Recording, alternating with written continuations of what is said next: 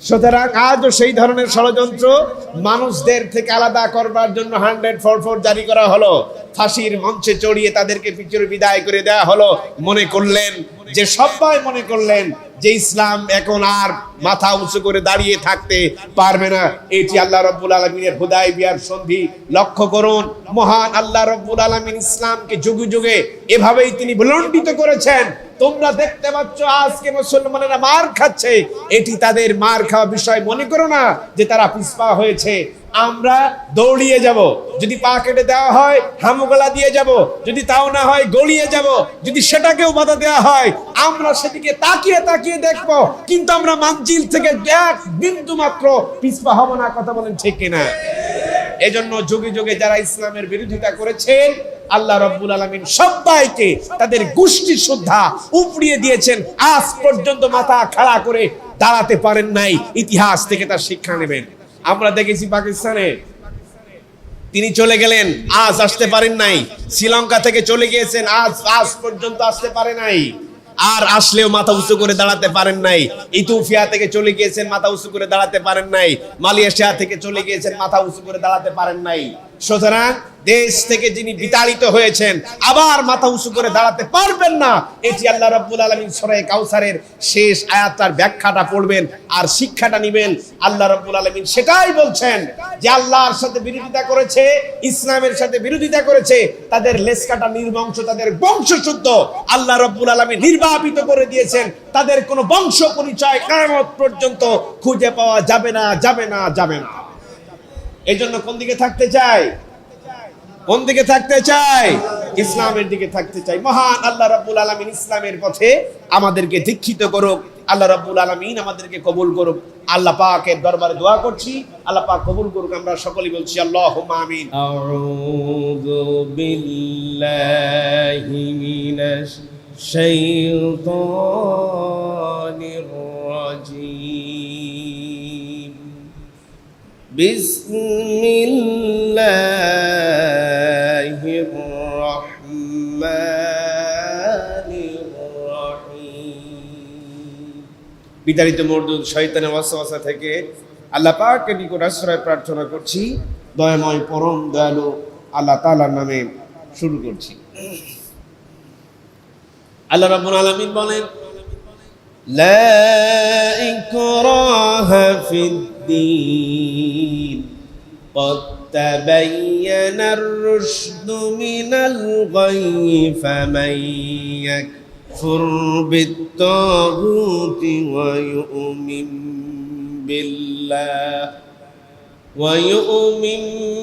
بالله فقد استمسك بالعروة الوثقى لا انفصام لها الله سميع عليم।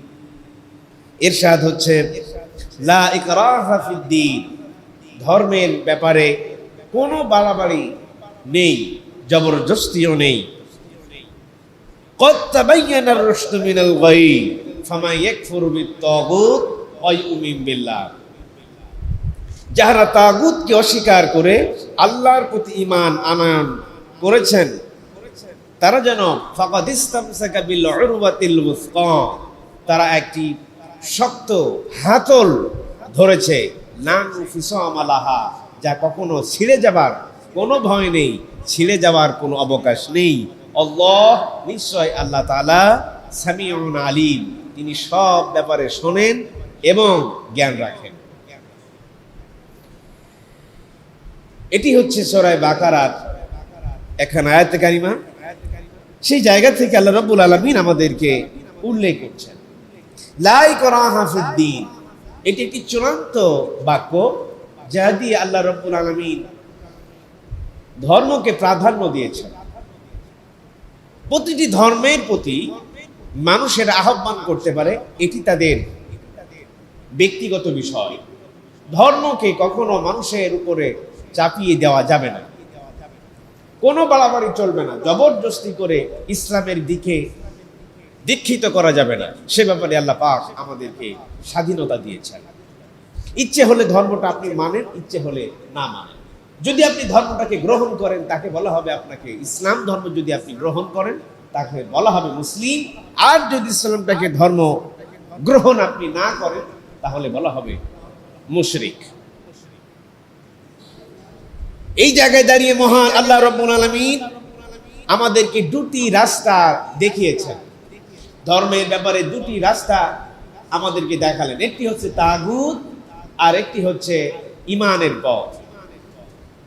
তার আগ মুহূর্তে দিয়ে মহান আল্লাহ রাব্বুল আলামিন আমাদেরকে শিক্ষা দিচ্ছেন, কোন মানুষকে যখন ইসলামের দিকে তোমরা দীক্ষিত করবে, জবরদস্তি করা যাবে না, জোর করে ইসলামের দিকে আহ্বান করা যাবে না।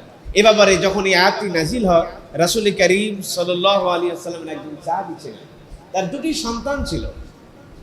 এই সন্তান দুটি বাবা ইসলাম কবুল করেছেন, সন্তান এখন রয়ে গেছে খ্রিস্টান অথবা অন্যান্য ধর্মে। রাসূল করিম সাল্লাল্লাহু আলাইহি ওয়াসাল্লাম আসলেন আর বললেন, সে তো আমারই সন্তান, আমি যদি এখন তাকে বলি সে ইসলাম ধর্ম গ্রহণ করতে বাধ্য থাকিবে। রাসূল করিম সাল্লাল্লাহু আলাইহি ওয়াসাল্লামের প্রতি আল্লাহ রাব্বুল আলামিন নির্দেশ করে দিলেন, লা ইকরাহা ফিদ্দীন, জোর করে ধর্মের প্রতি মানুষকে আনায়ন করবে না, ধর্মকে দীক্ষিত করবে না। এই সূক্ষ্ম একটি আয়াতে কারিমা থেকে একটি নতুন উদ্ভাবক শক্তি বিশ্বের বুকে আবিষ্কৃত হলো, যার নাম দেওয়া হয়েছে ধর্ম নিরপেক্ষ মতবাদ, সেকুলারিজম। অনেকেই আপনারা জানেন, শুনেছেন এ ব্যাপারে। আল্লাহ রাব্বুল আলামিন যখন নির্দেশ করলেন ধর্মের ব্যাপারে কোনো জবরদস্তি নেই, কোনো বাড়াবাড়ি নেই, ইচ্ছে হলে ধর্মটাকে গ্রহণ করবে, জোর করে ইসলাম ধর্মে তাকে দীক্ষিত করো না, তার মাথার উপরে তোমরা চাপিয়ে দিও না।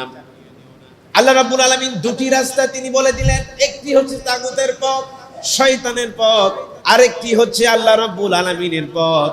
আমি মানুষদের মাঝে প্রচার করে দিলাম, খুলে খুলে বর্ণনা করে দিলাম। এখন মানুষেরা সিদ্ধান্ত নিবে সে ভুল পথে চলবে কিনা, সঠিক পথে চলবে। মানুষেরা সিদ্ধান্ত গ্রহণ করবে, কিন্তু তাদের মাথার উপরে চাপিয়ে দেওয়া যাবে না। আল্লাহ রাব্বুল আলামিন যখন এইভাবে ইসলাম আর কাফেরের ভিতরে পার্থক্য করে দিলেন, ইসলাম আর অন্যান্য ধর্মের মধ্যে যখন পার্থক্য করে দিলেন, আমরা বলতে লাগলাম ধর্ম যার যার উৎসব সবার, ঠিক কিনা? এটা আমরা বলি না? ঈমান থাকবে আমাদের? বলেন না কেন, ঈমান থাকবে? থাকবে না। আমরা বললাম ইচ্ছে হলে ধর্ম মানবে আর ইচ্ছে হলে ধর্ম মানবে না, এমনটি কখনো হতেই পারে না। আপনি যদি বলেন লা ইলাহা ইল্লাল্লাহু মুহাম্মাদুর রাসূলুল্লাহ সাল্লাল্লাহু আলাইহি ওয়াসাল্লাম, আপনি যদি এই কালেমাটাকে গ্রহণ করেন তাহলে ইসলামের সব রীতিনীতি এখন আপনি মানতে বাধ্য থাকবেন। ফামান ইয়াকফুর বিত্তাগুত, একটি হচ্ছে ইসলামের পথ আর একটি হচ্ছে তাগুতের পথ। আমরা কোন দিকে থাকতে চাই? ইসলামের দিকে না তাগুতের দিকে?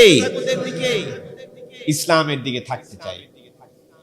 আল্লাহ রাব্বুল আলামিন বলেন, ফামান ইয়াকফুর বিত্তাগুতি ওয়া ইউমিন বিল্লাহি ফাকাদ ইসতামসাকা বিল উরওয়াতিল ওয়াসকা। যারা তাগুত ছেড়ে আল্লাহর দিকে যারা ধাবিত হবেন, তারা একটি শক্ত হাতল ধরলো। আপনি ডুবন্ত পানিতে যখন ধরে রাখার মতো কোনো হাতল আপনার হাতে নেই, আপনি যখন উঁচু থেকে কোনো নিচেতে পড়ে যাবেন, যেমন একটি হাতল ধরে মানুষেরা বাঁচার জন্য একটি হাতল, শক্ত হাতল ধরে, যা দিয়ে সে বেঁচে থাকতে পারে, তার জীবন ফিরে পেতে পারে। আল্লাহ রাব্বুল আলামিন সেটাই বলছেন, যারা ইসলামের পথে দীক্ষিত হবেন, যারা ইসলামটাকে গ্রহণ করবেন, তারা যেন একটা শক্ত হাতল ধরলো। আর লাং ফিসামালাহা, এই হাতল কখনো ছিঁড়ে যাবে না, কখনো নষ্ট হবে না, ভেঙে যাবে না। তার মানে হলো যদি কেউ ইসলাম গ্রহণ করে, তার সর্বদা আল্লাহ রাব্বুল আলামিন নিজে হাতে তাকে প্রোটেকশন দিবেন। সুবহানাল্লাহ, কেউ তাকে নির্বাপিত করতে পারবে না। অন্যত্র আল্লাহ রাব্বুল আলামিন বলেন, ইন্না নাহনু নাযালনা যিকরা ওয়া ইন্না লাহু লাহাফিজুন। এই যে জিকির মানে কোরআনটাকে আমি নাজিল করলাম, আর তার রক্ষণাবেক্ষণ দায়িত্ব আমি আল্লাহ রাব্বুল আলামিন নিজে হাতে নিলাম। তোমরা যদি চেষ্টা করো, মুখ দিয়ে যদি ফু দাও, তোমরা যদি চেষ্টা চালাও, নিজের মুখের ফুৎকারে কোরআনের নূরকে নির্বাপিত করে দিবে, কোরআনের নূরকে নিভিয়ে দিবে, কখনো সম্ভবপর হবে না। কারণ আল্লাহ রাব্বুল আলামিন বলছেন, ইউরিদুনা লিইউতফিউ নূরাল্লাহি বিআফওয়াহিহিম আল্লাহু মুতিম্মু নূরিহি ওয়ালাউ কারিহাল কাফিরুন। তোমরা যদি চেষ্টা চালাও, নিজের মুখের ফুৎকারে আল্লাহর নূরকে নির্বাপিত করে দিবে, কখনো তোমাদের সেই আশা কখনো পূরণ হবে না। তোমাদের কোনো শক্তি নেই আল্লাহ তাআলার নূরকে নির্বাপিত করে দেওয়ার, কারণ এর দায়িত্ব মহান আল্লাহ রাব্বুল আলামিন নিজে হাতে নিয়েছে। ঠিক কিনা বলেন? আপনি যদি ইসলাম গ্রহণ নাও করেন, আল্লাহর কোনো ক্ষতি করতে পারবেন না।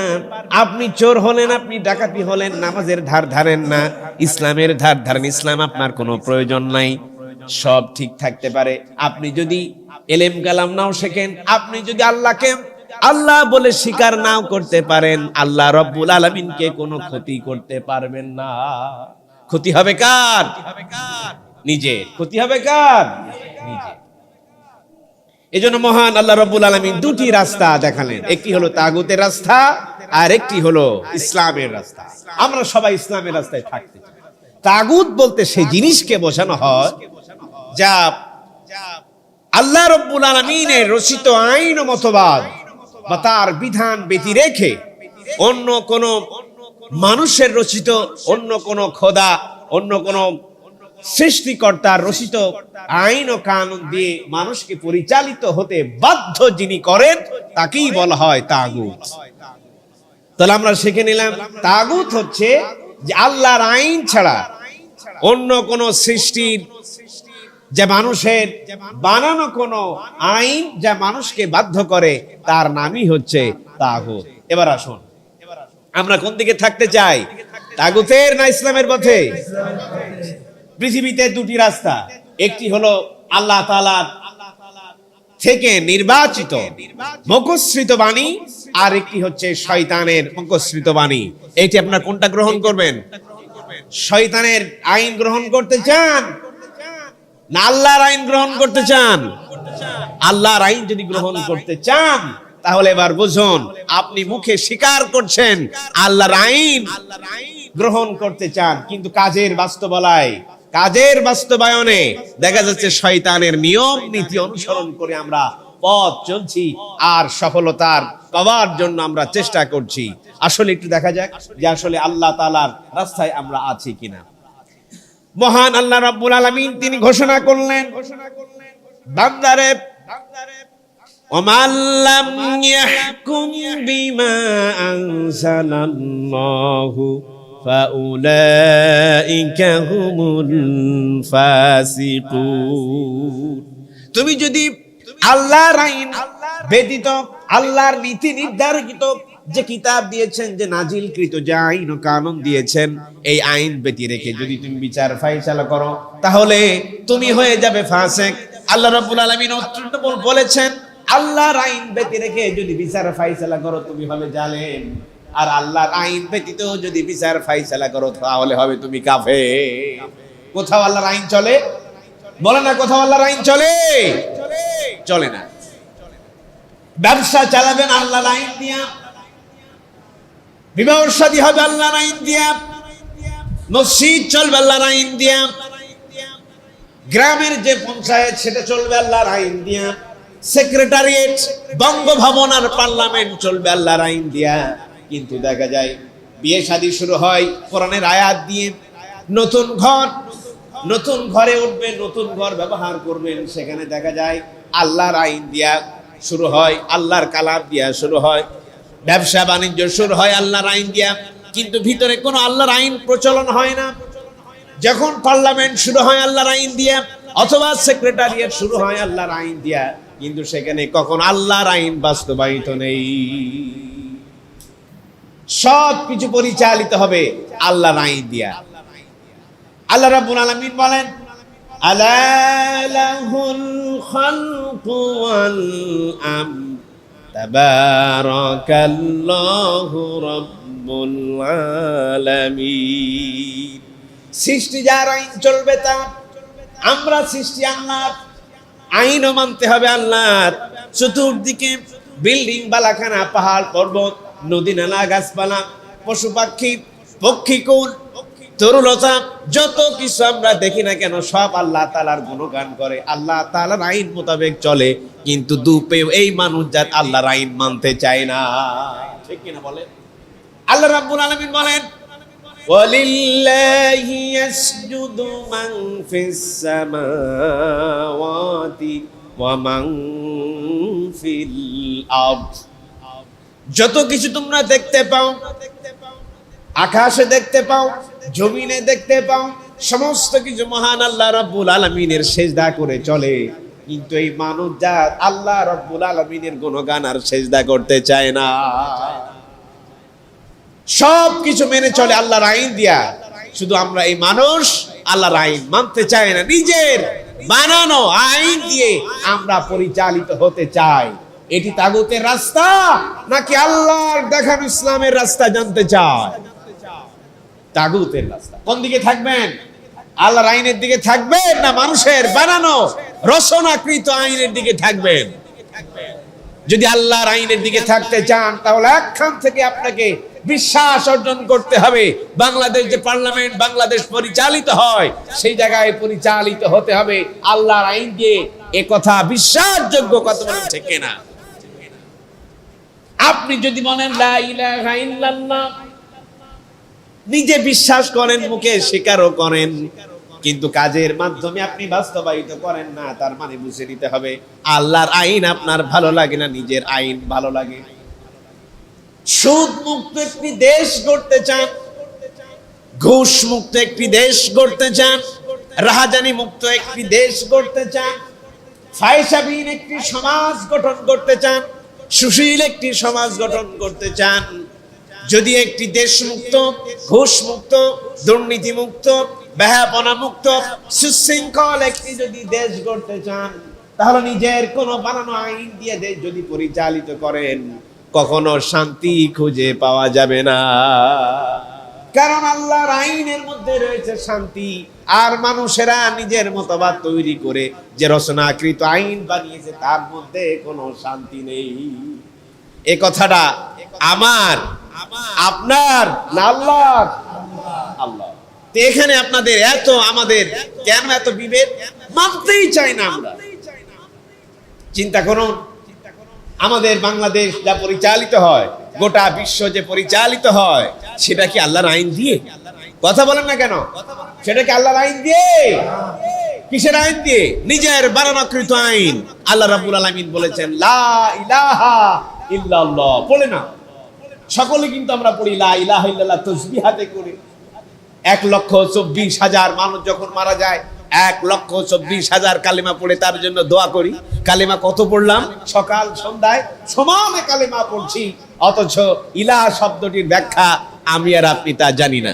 এভাবে একটি খুব বারবার আমি বলি যে দেখেন, একটি ঘোড়ার গাড়িতে উঠেছে। এখন ঘোড়া শুধু মালামাল টানে, এবার থেকে বাজার থেকে বাজারে মালামাল নিয়ে যায়।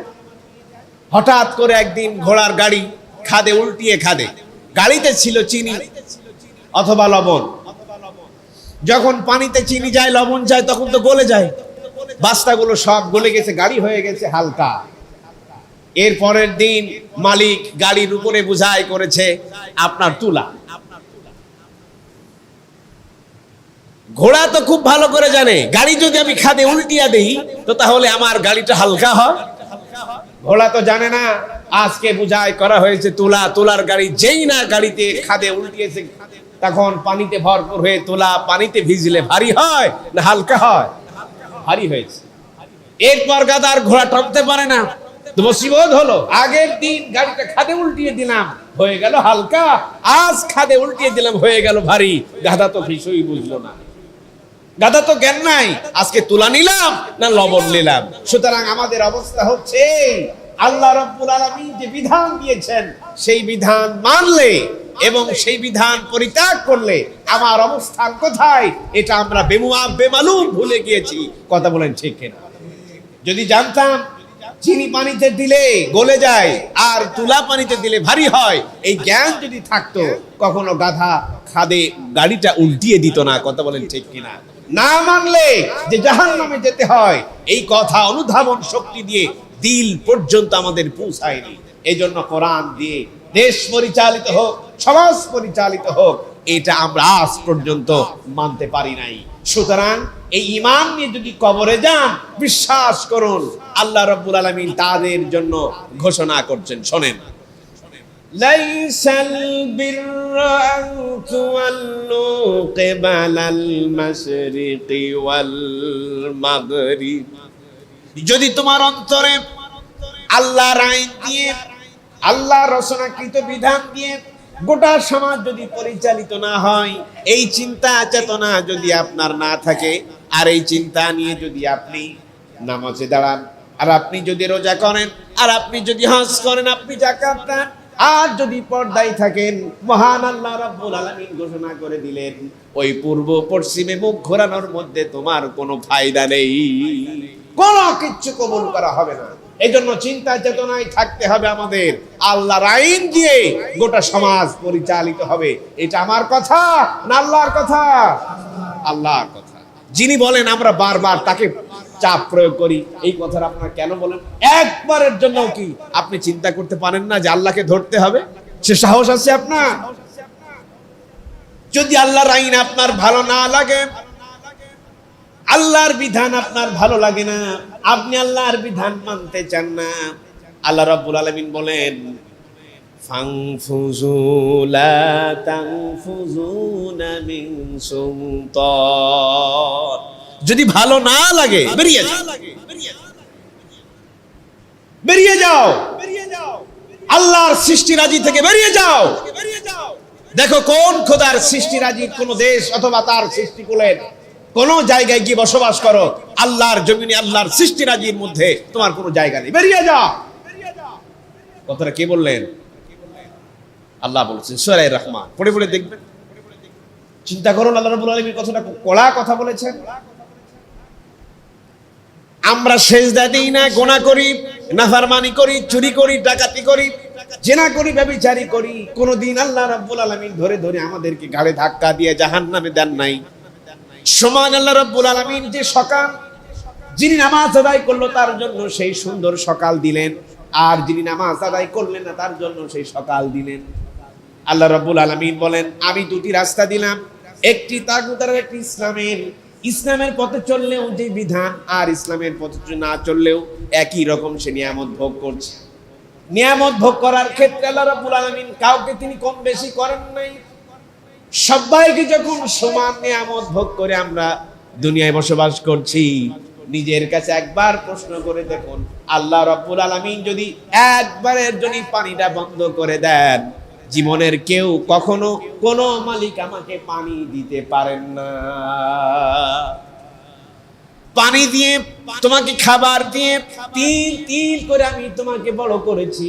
কিয়ামতের ময়দানে যখন তোমাকে জিজ্ঞাসা করা হবে ইমানদারে কতটুকুন ভালো করেছো আর কতটুকুন খারাপ আমল করেছো তা হিসাব দাও, সেই দিন আপনি বলতে পারবেন আল্লাহ যে ব্যক্তি নামাজ পড়েছিল তার জন্য তুমি পানি রেখেছিলে, আর আমি নামাজ পড়তাম না আমার জন্য খাবার রাখোনি। এ কথা আপনি বলতে পারেন না। আল্লাহ রাব্বুল আলামিন ইহুদিকে খাওয়াচ্ছেন, খ্রিস্টানকে খাওয়াচ্ছেন, নাসারাকে খাওয়াচ্ছেন, বৌদ্ধকে খাওয়াচ্ছেন, হিন্দুকে খাওয়াচ্ছেন, সমানে মুসলমানদেরকে আল্লাহ রাব্বুল আলামিন খাওয়াচ্ছেন। আল্লাহ রাব্বুল আলামিনের নিয়ামত কারোর জন্য কম রাখেন নাই। যদি তোমার জন্য আল্লাহ পাক এত নাজ নিয়ামত দান করলেন, নাজ নিয়ামতের খাবার বেলায় সবার আগে আগে, আর ইসলামের বিধান মানার ব্যাপারে সবার পিছনে, কথা বলেন ঠিক কিনা? এজন্য আমরা সব সময় তাগুতকে ছেড়ে দিয়ে আল্লাহর রাহে, ইসলামের রাহে, ইসলামের দিকে দীক্ষিত হতে চাই। আল্লাহ রাব্বুল আলামিন কবুল করুক। আমরা সকলেই বলছি আল্লাহুম্মা আমিন। সফলতার যে মূল মন্ত্র আল্লাহ পাক এই আয়াতে কারিমাতে উল্লেখ করেছেন একটি শব্দ দিয়ে, লাং ফিসাম আলাহা, যা কখনো বিচ্ছিন্ন হবে না, ছিঁড়ে যাবে না, বিচ্যুত হবে না। তার মানে আপনি একটি হাতল ধরেছেন, এই হাতল খুবই শক্ত, কখনো নিঃশেষ হবে না। মনে রাখবেন, আপনি যদি ইসলাম ব্যতীত অন্য কোন ধর্ম গ্রহণ করেছেন, তাহলে আল্লাহ রাব্বুল আলামিন আপনার অস্তিত্বটাকে আস্তে আস্তে বিলীন করে দেবেন। ইতিহাস সাক্ষী, ইতিহাস থেকে সাক্ষ্য নেন, ইসলামের বিপরীতে, ইসলামের বিরুদ্ধে যত জাতি আর যত শাসক পৃথিবীতে এসেছেন, তাদের গোষ্ঠী শ্রদ্ধা, তাদের নাম নিশানা আল্লাহ রাব্বুল আলামিন সব বিলীন করে দিয়েছে। বলেন নাউযুবিল্লাহ, নাউযুবিল্লাহি মিন যালিক। নমরুদের দিকে তাকান, তার গোষ্ঠী খুঁজে পাওয়া যায় না। আবু জাহেলের দিকে তাকান, তারও কোনো গোষ্ঠী খুঁজে পাওয়া যায় না। সম্প্রতি পলাশির যুদ্ধের ময়দানে মীর জাফর আলী, তার দিকে তাকান, তার আর বংশ পরিচয় কেউ দিতে চায় না। আবু লাহাব, বংশ খুঁজে পাওয়া যায় না। উতবা সাইবা, তার কোনো বংশ খুঁজে পাওয়া যায় না। কিন্তু রাসূল ছিলেন এতিম, বাবাও ছিলেন না, মাও ছিলেন না, তার কোনো ছেলে সন্তান বেঁচে নেই। একটি মাত্র মেয়ে সন্তান বেঁচে ছিল, মা ফাতেমা। তিনি চির বিদায় নিয়েছেন, কিন্তু রাসূলুল্লাহর নাম উচ্চারণ করে করে তার সম্মান দেয়া হবে। কোটি কোটি তার উম্মত, লাখো কোটি কোটি উম্মত কিয়ামত পর্যন্ত পৃথিবীতে রাসূলের নাম নিশানা নিয়ে উজ্জ্বলন করবে, নাম নিশানা উত্তোলন করবে। তার মর্যাদা, সুমহান মর্যাদা গোটা বিশ্বের বুকে প্রতিধ্বনি সৃষ্টি হবে। কোনদিন রাসূলের নাম নিশানা মুছে ফেলা যাবে না। এজন্য যারা এই যুগে যুগে ইসলামের বিরোধিতা করেছে, ইসলামের বিরুদ্ধে চারণ করেছে, আল্লাহ রাব্বুল আলামিন তাদের শিকল সুদ্ধা, তাদের গোষ্ঠীকে আল্লাহ রাব্বুল আলামিন নির্বাপিত করে দিয়েছে।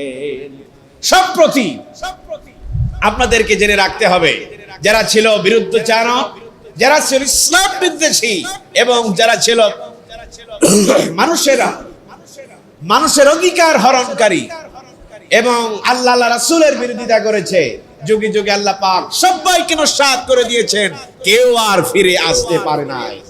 আর যারা দ্বীন ইসলামের পথে থেকেছে, আল্লাহ রাব্বুল আলামিন তাদের মান এবং সম্মান আকাশচুম্বী করে দিয়েছেন। বলুন সুবহানাল্লাহ। এটাই তো ঘটেছিল হুদায়বিয়ার সন্ধিতে, এটাই ঘটেছিল। রাসূল কারীম সাল্লাল্লাহু আলাইহি ওয়াসাল্লামের জীবনের এক যুগান্তকারী অধ্যায়, সেটি হলো হুদায়বিয়ার সন্ধি। এ সম্পর্কে বিস্তারিত আপনারা জানবেন, দেখবেন কি ঘটনা ঘটেছিল। একেবারে বর্তমান প্রেক্ষাপটের সাথে একেবারে হুবহু মিল। রাসূল তখন তো নির্যাতিত, দলের মানুষ কম, ওমর, হযরত উসমান, হযরত আলী, কতগুলো মানুষদেরকে নিয়ে তিনি মদিনায় একত্রিত করেছেন। জনবল এখনো তিনি শক্তিশালী করতে পারেন নাই। রাসূল কারীম সাল্লাল্লাহু আলাইহি ওয়াসাল্লামের সাথে সন্ধি হবে, রাসূল কারীম সাল্লাল্লাহু আলাইহি ওয়াসাল্লাম সন্ধিতে বসেছেন। হযরত আলী রাদিয়াল্লাহু তাআলা সন্ধিটা লিখছেন, রাসূলের পক্ষে হযরত আলী লিখছেন সন্ধি। তারা সন্ধি, কুরাইশ বংশ সন্ধি করেছে রাসূলের সাথে। বললেন, ইয়া রাসূলুল্লাহ, ইয়া হাবিবাল্লাহ, শুনেন সন্ধিটা কি? আপনারা হজ না করে ফিরে যাবেন। রাসূল কারীম সাল্লাল্লাহু আলাইহি ওয়াসাল্লাম সৈন্য নিয়ে, তার দলবল নিয়ে হজ করতে এসেছেন, মনের আবেগ নিয়ে হজ না করে ফিরে যেতে হবে। রাসূল যদি এখন নির্দেশ করেন, মক্কা এখনই বিজয় হবে, কেউ ঠেকাতে পারে না। রাসূল খুব ভালো করে জানে।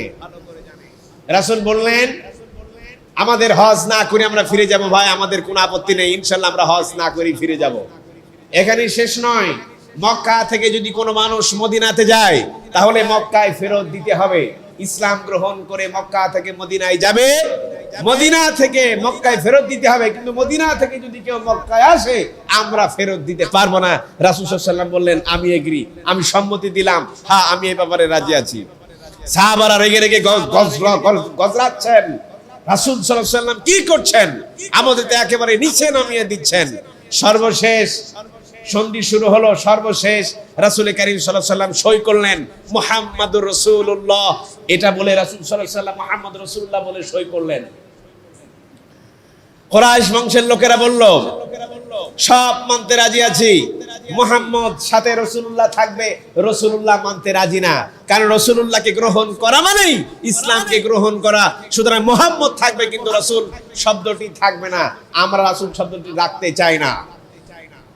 কথা বুঝতেছেন? কবি নজরুল ইসলাম কলেজ, ইসলাম শব্দটি সেখানে থাকবে না, আওয়ামী মুসলিম লীগ শব্দটি থাকবে না, শুধু আওয়ামী লীগ থাকবে। কথাটা খুব ভালো করে বুঝবেন।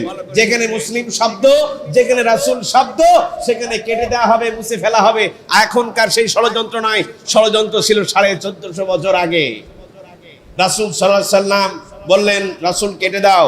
আলী রাদিয়াল্লাহু তাআলা নামটা কাটতে রাজি নয়, তিনি কলমটা বললেন, আমার হাতে যখন কলম থাকবে ততক্ষণ পর্যন্ত আমি রাসূল শব্দটি কাটতে পারবো না।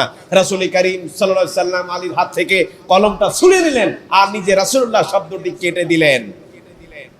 যারা সেই সময় কাফেররা ছিল তারা তো খুব উৎফুল্ল, আমরা যা বলছি মুহাম্মদ সাল্লাল্লাহু আলাইহি ওয়াসাল্লাম তা গ্রহণ করেই চলেছে, মুহাম্মদ তো বিপরীতে আর কিচ্ছু বলে না। মাঝখান থেকে যা ঘটলো তারা তো চিন্তাও করতে পারেনি। রাসূল করিম সাল্লাল্লাহু আলাইহি ওয়াসাল্লামের দলে দলে রাসূলের ভালোবাসা পয়দা হয়ে গেল। এত ভালো মানুষ আর পৃথিবীতে চোখে দেখি নাই। এই ভালো মানুষ আমাদের চাই। আবু জেহেল, লাহাবের মতো আর আবু সুফিয়ানের মতো আমাদের লোক প্রয়োজন নাই। রাসূল করিম সাল্লাল্লাহু আলাইহি ওয়াসাল্লামের ভালোবাসা হাজার গুণ থেকে হাজার গুণ মানুষের হৃদয়ের মধ্যে প্রবেশ করিয়ে দিলেন। বলুন সুবহানাল্লাহ।